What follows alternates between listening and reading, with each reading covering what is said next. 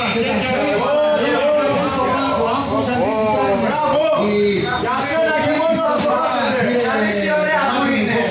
στον Σπάσο, οι σιδεραπευτές, οι φροντιστές δεν μπορούν να φανταστούν ότι ξαναέφτασε ο Ολυμπιακός να τους περάσει το σκορ και να φτάσει αυτή τη στιγμή να είναι ισόπαλοι. Έτσι θυμούνται την εικόνα των δύο προηγούμενων φανάτων. 31,1 δευτερόλεπτα για το φινάλε. Σκορ ισόπαλο στη Μαδρίτη. CSKA Ολυμπιακός 66-66. Ο Μάτζαρης για την επαναφορά, για το Σπανούλι. Από μία επίθεση για κάθε ομάδα. Είμαστε στην κρισιμότερη ώρα. Ο ημιτελικός στην κόψη του ξηραφιού. Ο αρχηγός του Ολυμπιακού. Τους εξυπνήσει στα τελευταία λεπτά με την μπάλα στα χέρια. Σπανούλης.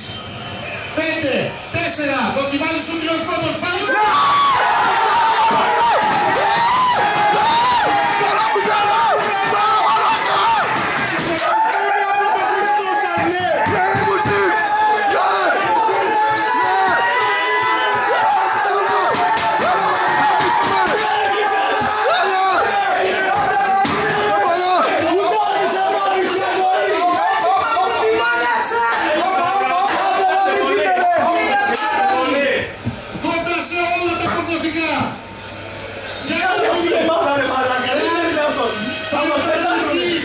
Σπανούλη ρε.